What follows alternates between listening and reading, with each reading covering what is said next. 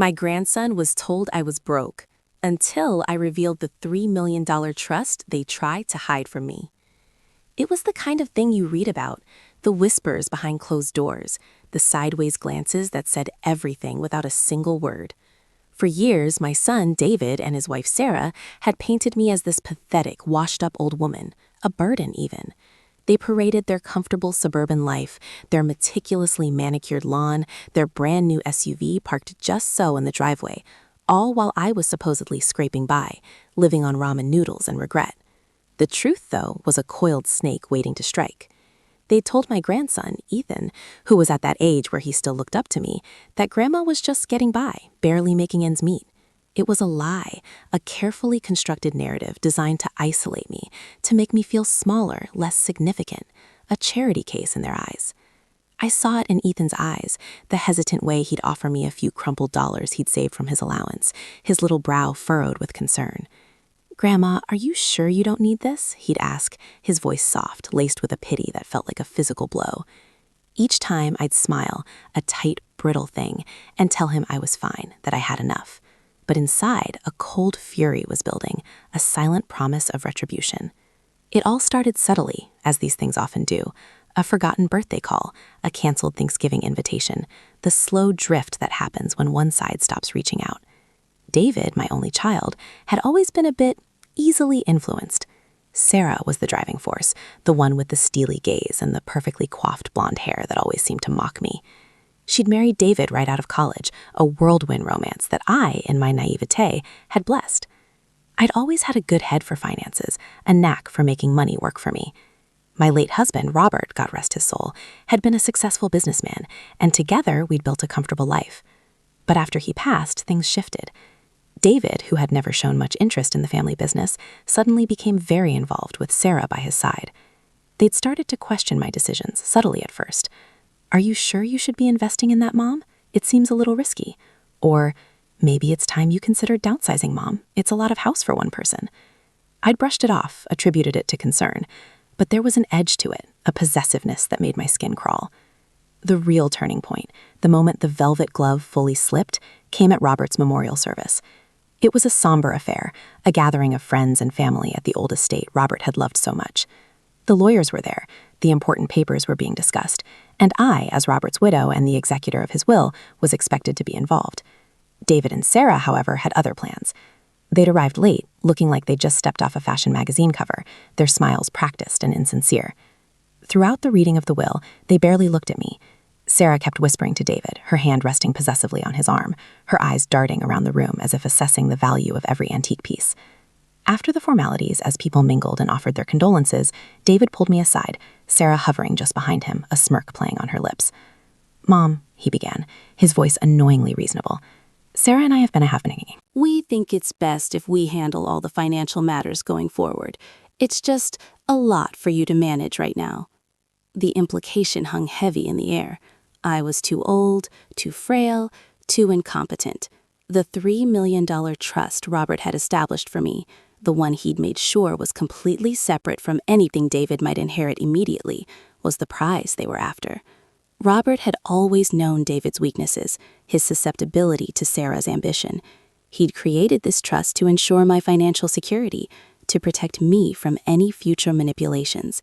But David and Sarah saw it as their piggy bank, a resource they could tap into, a nest egg they could control. I remember the hot flush of shame that spread across my face. It wasn't just about the money.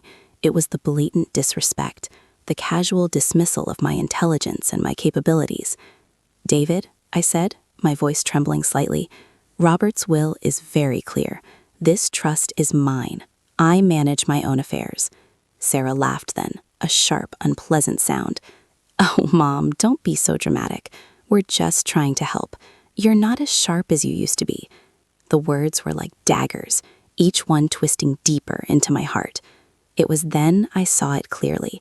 They weren't concerned about me.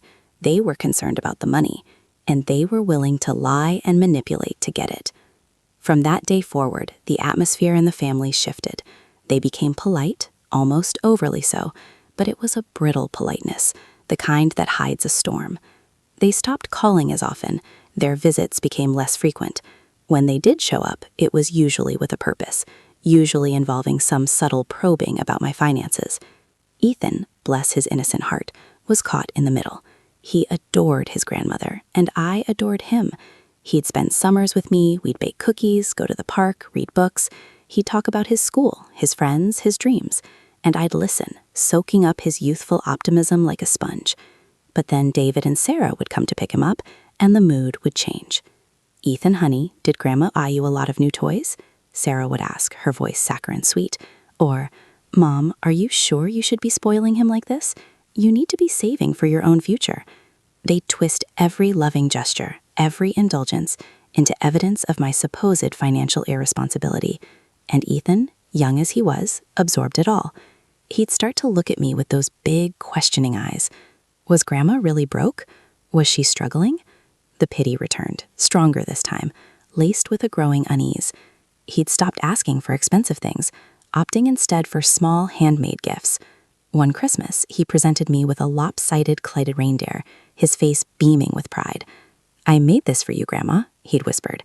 "I know you don't have much money for presents this year." My heart ached. This was their masterpiece, turning a loving, secure grandmother into a figure of pity in her own grandson's eyes. The isolation was the hardest part. Holidays became unbearable. They'd invent flimsy excuses to keep Ethan away. A sudden family trip, a spontaneous visit from Sarah's parents. I'd spend Christmas Eve alone, the silence of my once lively house deafening. The phone would remain silent, the doorbell unmoved. I'd stare at the twinkling lights on the tree, memories of happier times flooding back. Robert laughing by the fire, David as a clumsy teenager unwrapping a new bike, Ethan as a toddler taking his first wobbly steps. Now there was just the hollow echo of what used to be. I knew they were celebrating, probably at some lavish restaurant, toasting their own supposed good fortune, a fortune they believed I was holding back.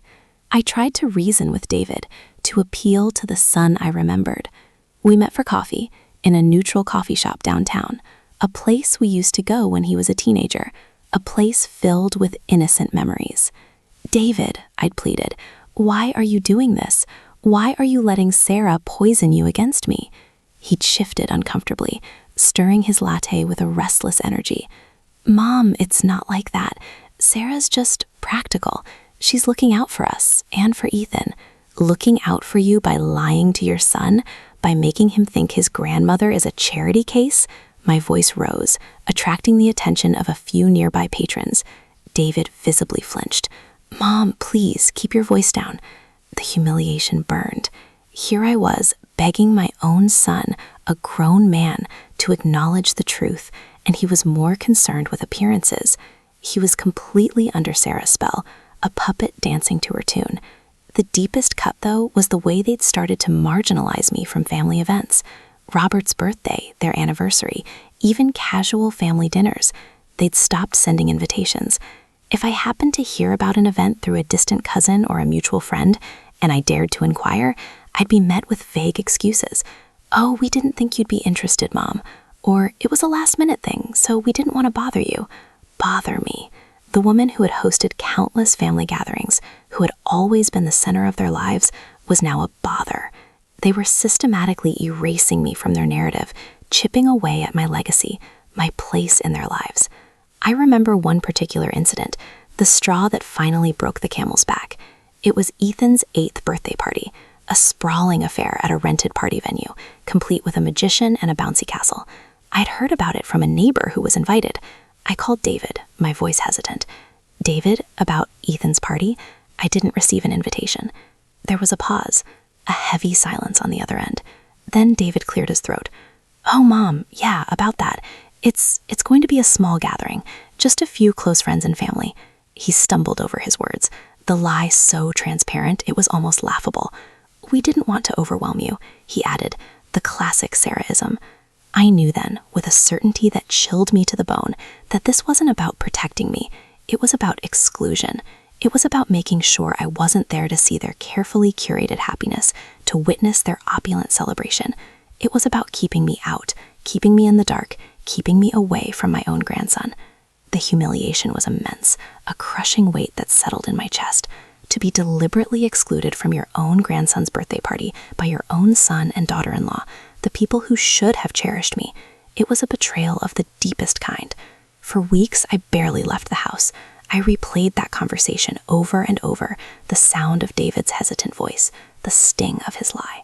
I looked at old photos, at Robert's smiling face, at David as a young boy, innocent and full of love. Where had that boy gone? How had he let Sarah turn him into this stranger? The anger simmered, a low, steady burn. I watched them, through the occasional social media posts that slipped through the cracks, their perfect lives unfolding without me. They posted pictures of Ethan, always smiling, always surrounded by their affluent friends, never a hint of Grandma's presence. It was a deliberate narrative, a public declaration of my absence.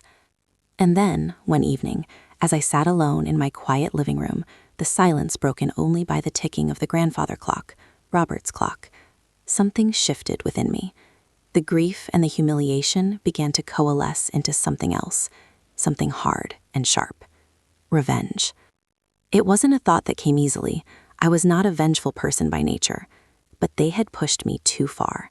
They had tried to erase me, to diminish me, to control my legacy. They had used my grandson as a pawn. They had underestimated me. They believed their own lies about my frailty, my dependence. They thought they had me cornered, broke and broken. But they didn't know about the $3 million trust. Robert, in his infinite wisdom, had protected me. He had foreseen this very scenario. He had given me the means to fight back, to reclaim my dignity, to show them the woman they had so carelessly dismissed. The power had always been mine, hidden in plain sight, a secret weapon waiting for the right moment to be unleashed. The silence I had endured for so long was about to be shattered. The game had changed, and they were about to learn that Grandma was far from broke. In fact, she was about to become the architect of their downfall. The thought sent a shiver, not of fear, but of exhilaration through me. The meticulous planning, the quiet observation, the patient waiting, it had all led to this. They thought they were in control. They were so wrong. The first domino was about to fall. The first domino. It was a small thing, almost insignificant in retrospect, but it was the pivot. They'd been so focused on the immediate access, on the perceived helplessness of my widowhood, that they'd missed the finer print, the contingencies Robert had meticulously laid out. He'd known David's financial impulsiveness, Sarah's acquisitive nature. The trust, while substantial, wasn't a simple lump sum. It was structured with staggered disbursements, tied to certain market performance indicators and my continued financial oversight. They saw the headline figure, the $3 million, and assumed control meant immediate access to the principal. They were wrong. I was still the sole trustee, and my fiduciary duty, as defined by Robert's ironclad will, included protecting the assets from frivolous dissipation or mismanagement. Their attempts to frame me as incompetent were in fact the very actions that triggered clauses designed to safeguard the funds from their influence. I started by consulting Robert's estate lawyer, a man named Mr. Abernathy, who had handled our family's affairs for decades. He was discreet, sharp, and loyal to Robert's memory. When I explained the situation, the casual dismissal, the attempts to control my finances, the lies about my grandson, his face remained impassive, but I saw a flicker of steel in his eyes. "Robert was a wise man, Eleanor," he said, his voice a low rumble. He anticipated many things.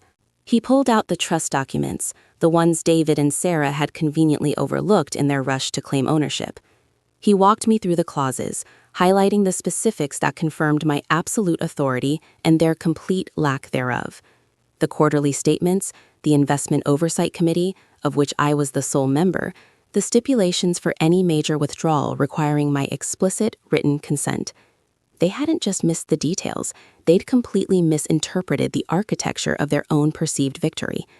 The humiliation I'd felt at Robert's memorial, at David's condescending tone, at Sarah's cruel laughter, began to transmute. It wasn't just anger anymore, it was a cold, calculating resolve.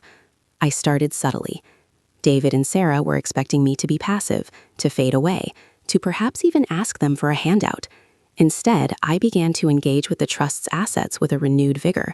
I revisited Robert's investment portfolio, not with the aim of making more money, though that was a pleasant side effect, but to understand the intricate workings of the trust's holdings.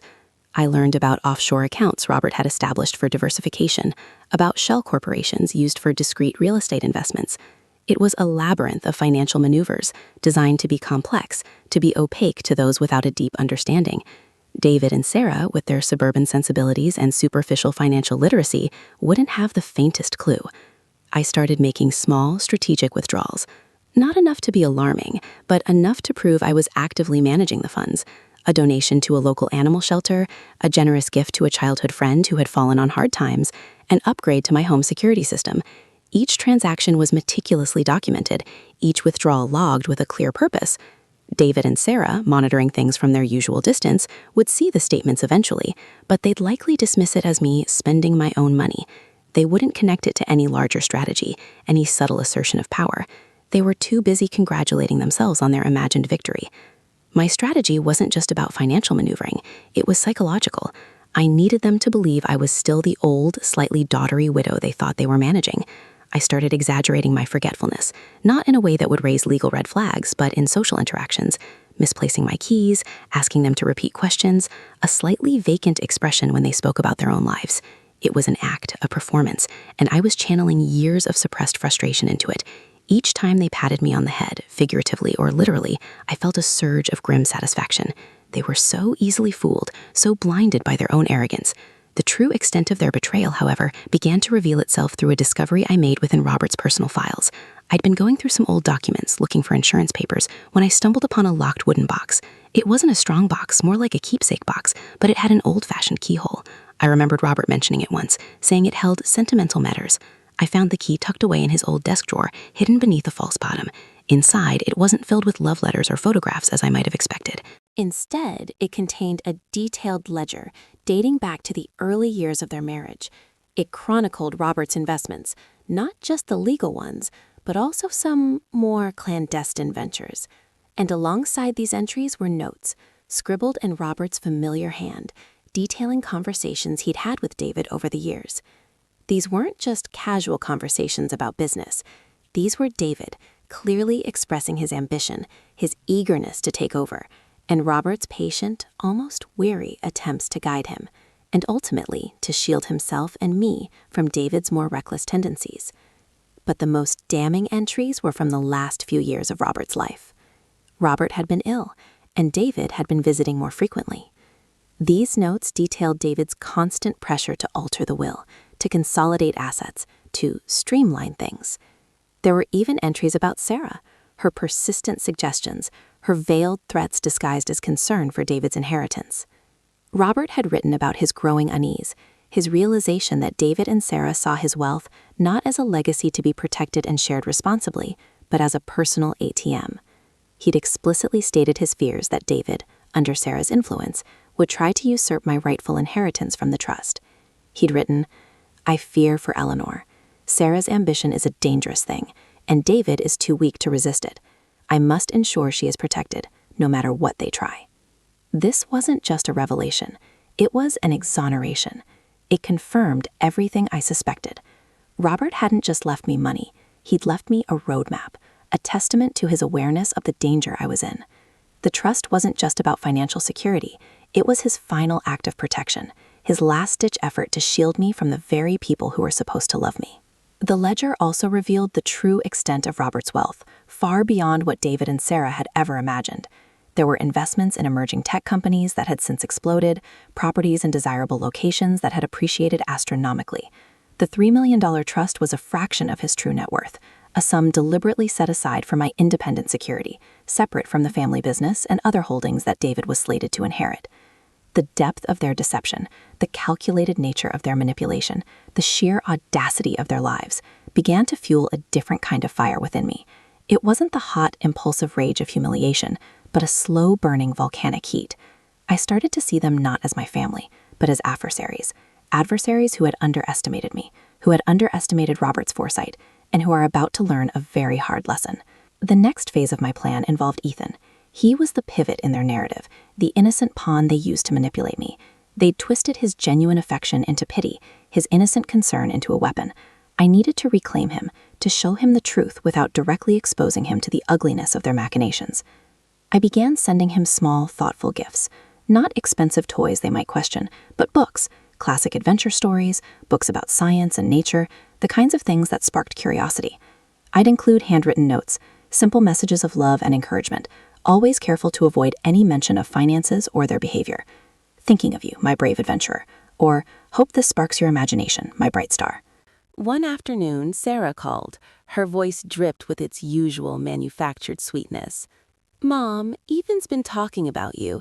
He seems a little worried. He says you're not spending much on yourself. Are you sure you're okay?" The implication was clear. They were still probing, still trying to control the narrative, still using Ethan as their conduit. I smiled, a genuinely amused smile this time, the first in months. "Oh, Sarah," I said, my voice calm and steady. "Ethan is a wonderful boy. He worries about everyone he cares about, and I am perfectly fine. More than fine, actually. I've been quite busy lately, revisiting some old investments. It's been rather stimulating." I let the word stimulating hang in the air, knowing it would mean nothing to her, but to me, it was a declaration of war. The following week, I made a significant move. I contacted a renowned art appraiser.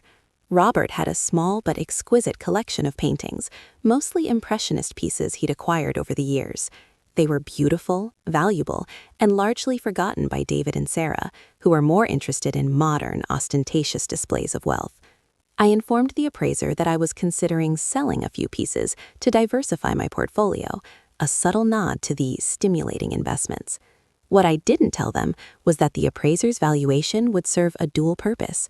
It would provide me with an accurate assessment of a portion of Robert's hidden wealth, and it would inevitably leak, creating a ripple of unease within their carefully constructed financial reality. The power shift was becoming palpable, not just in my own mind, but in the subtle ways their behavior began to change. David started calling more frequently, his tone shifting from dismissive to anxious. "Mom, everything okay with the trust? Just checking in." Sarah, ever the pragmatist, began to inquire about my health with an almost intrusive intensity. They sensed something was different, that the passive widow they'd so easily cowed was starting to stir. They just didn't know how or why. They were like predators who had caught the scent of something they couldn't quite identify, something that put them on edge. The real confrontation, the moment the dam would finally break, was approaching. I decided to host a small gathering at my home. Not a large party, but a carefully selected group, a few of Robert's oldest friends, his former business partner, and my closest confidants. It was an invitation that David and Sarah would never have considered sending me to. I wanted to reestablish my presence, to show them that I was still a part of a larger, more respected social circle, a circle that acknowledged my intelligence and my worth. The day of the gathering, David called, his voice strained. "Mom, are you having people over? We didn't realize you were planning anything." There was an edge of panic in his voice, a desperate attempt to regain control. "Oh yes, David," I replied, my voice smooth as silk. "Just a few old friends. Robert would have wanted us to stay connected, to reminisce." I paused, letting the implication sink in. I was just telling Mr. Henderson about some of Robert's more unconventional investments. He was fascinated. Mr. Henderson was Robert's former partner, a man notorious for his sharp business acumen and his unwavering loyalty to Robert. A heavy silence fell on the line. I could almost feel Sarah's presence beside him, her sharp intake of breath. "Unconventional investments, Mom?" David finally managed, his voice tight. "Yes," I confirmed, a little thrill of anticipation running through me. Robert was always a step ahead.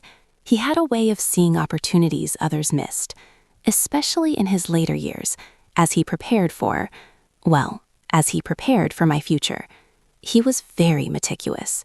He wanted to ensure I was protected, no matter what. I could hear Sarah whisper something to David, her voice sharp and urgent, but I ignored it. I was in control now. I was dictating the terms of engagement. "In fact," I continued, my voice laced with a subtle warmth that was entirely new, "I've been going through some of his private papers. Fascinating reading. It seems he anticipated many things, even potential disagreements within the family regarding his legacy." David was silent. The carefully constructed facade of their confidence was crumbling. They were beginning to understand that they hadn't outsmarted me. They had been outmaneuvered. The comfort they derived from their assumptions was being replaced by a creeping dread.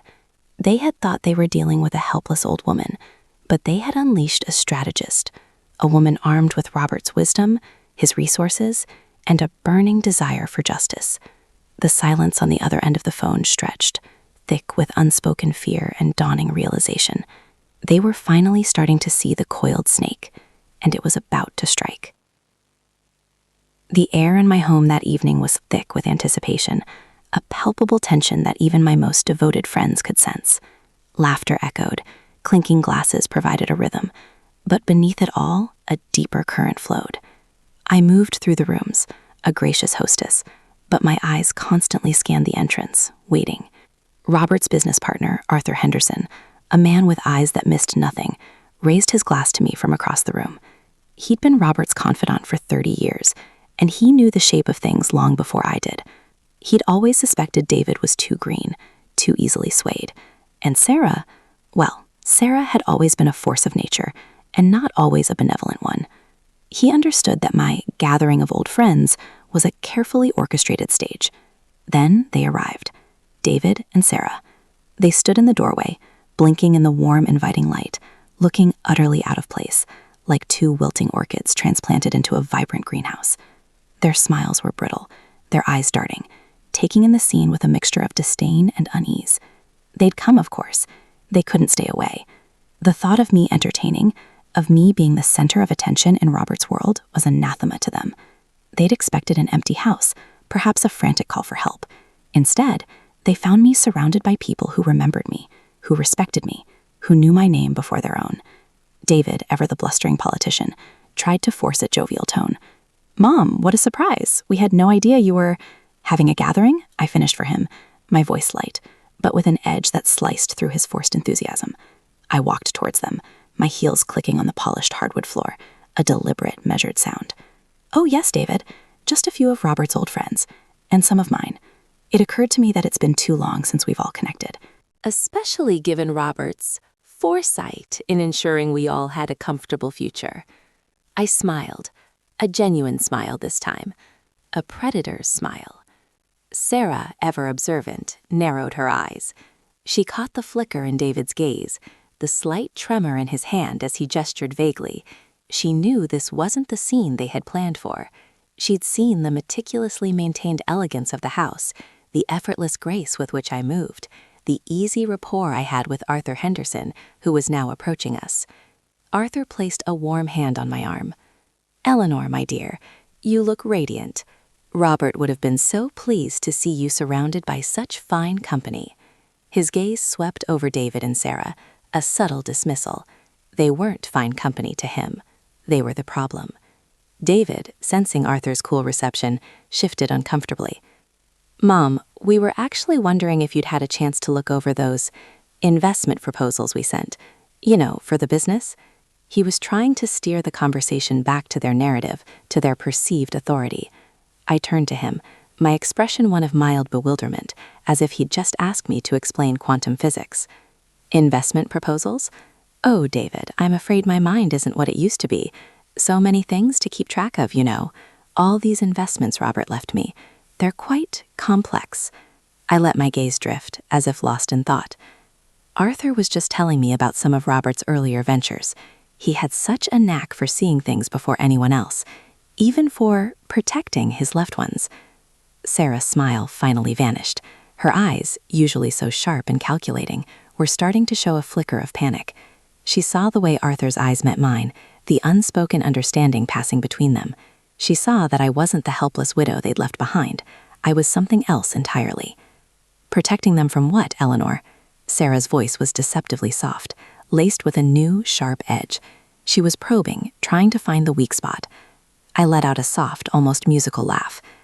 "Oh, you know, from unforeseen circumstances, from people who might not have Robert's best interests at heart, from those who might be tempted to leverage love for financial gain."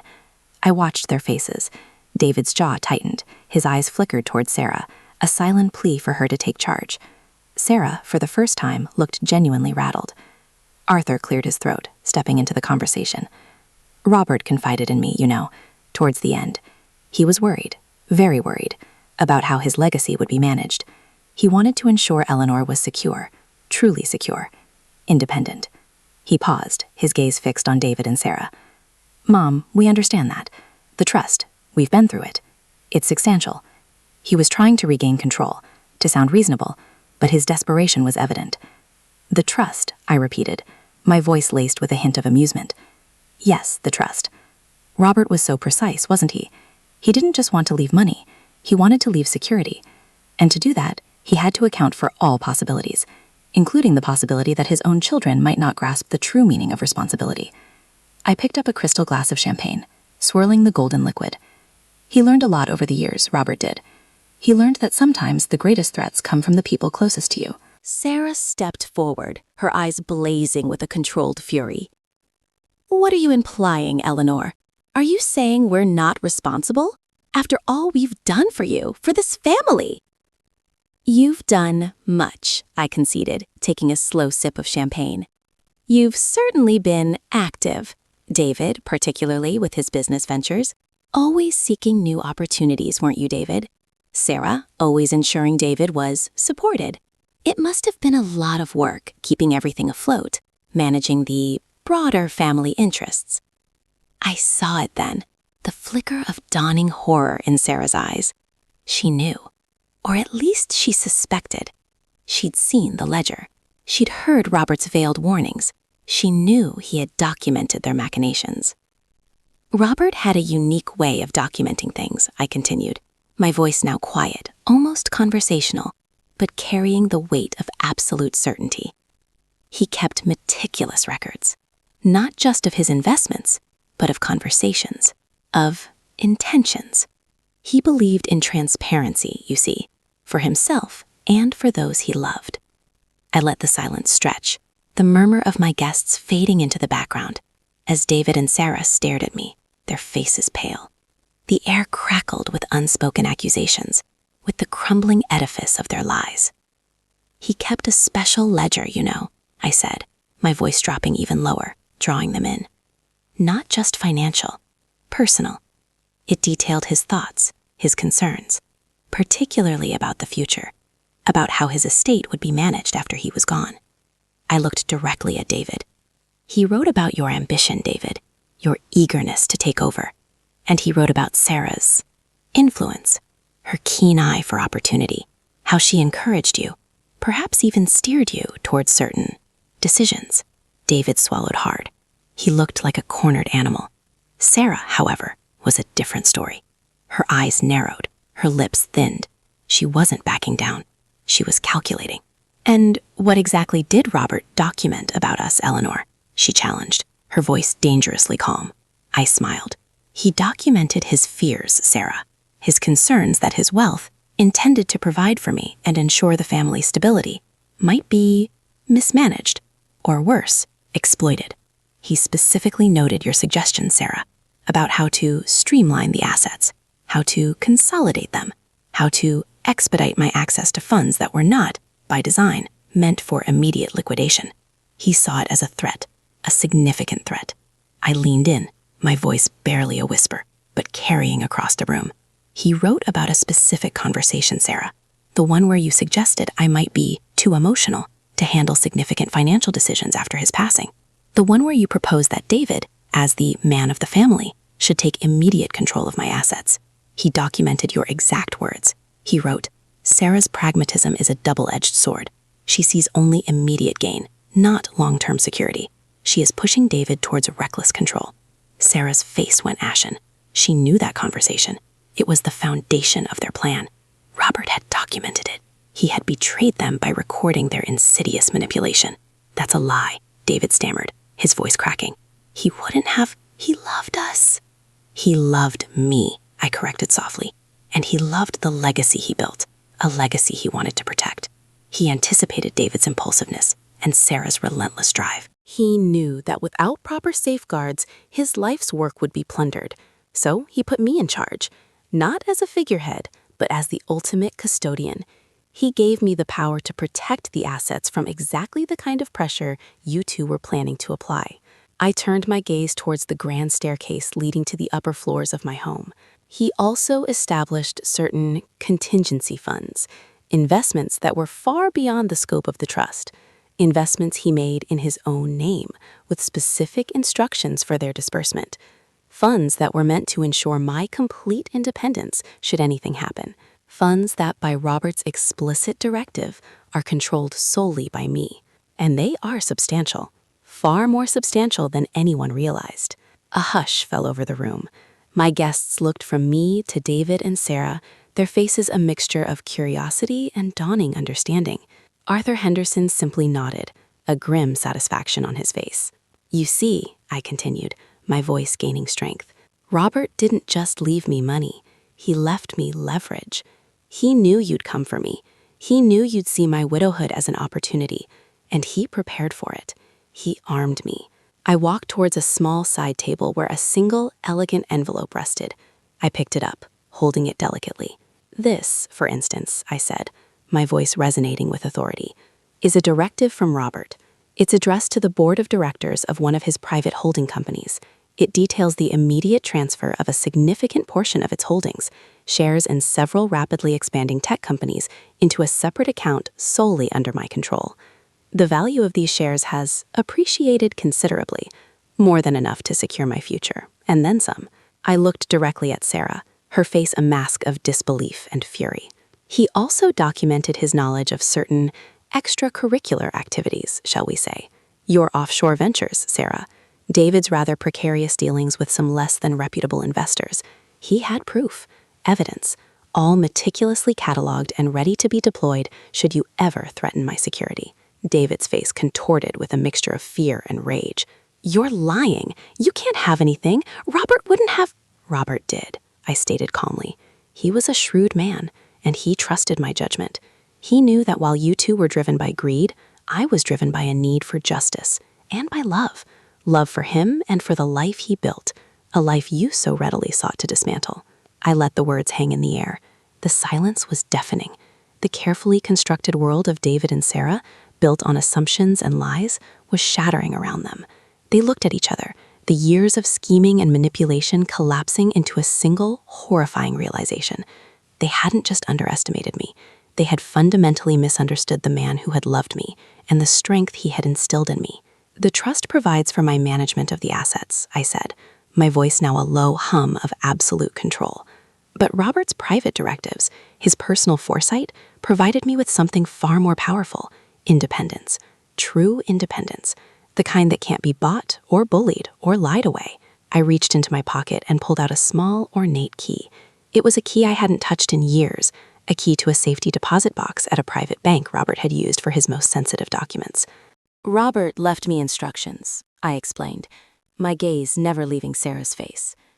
If I ever felt threatened, if I ever felt my inheritance was in danger, I was to access this box. He gave me the key and the access codes to everything. I saw the exact moment Sarah understood. The color drained from her face, leaving her a ghastly white. David, his bravado completely gone, simply stared at me, his mouth hanging open. So you see, I said, a profound sense of calm settling over me. The years of fear, of humiliation, of biting my tongue were finally over. You thought you were controlling the inheritance. You thought you were managing me. But Robert knew. He always knew. And he ensured that his legacy and my security would be protected by the one person who truly understood its value. I gestured around the room, at my friends, at the elegant home, at the very air that now felt light and free. I am no longer the helpless widow. I am the custodian, and my custodianship is absolute. I turned my back on them, a slow, deliberate movement. My friends offered me soft smiles, nods of understanding, quiet congratulations. They knew the weight of what had just transpired, the seismic shift in power. David and Sarah stood frozen in the doorway, two pathetic figures, lost in the grandeur they had always coveted, but never deserved. I walked towards Arthur, who offered me a glass of water. My hand was steady. My heart was beating with a fierce, quiet triumph. The anger had long since transmuted into something stronger, something more enduring. It was the quiet satisfaction of a debt repaid, of a wrong righted, of a legacy reclaimed. The past was a ghost, but the future was mine, and it was, at last, unassailable. The silence of their defeat was the sweetest music I had ever heard.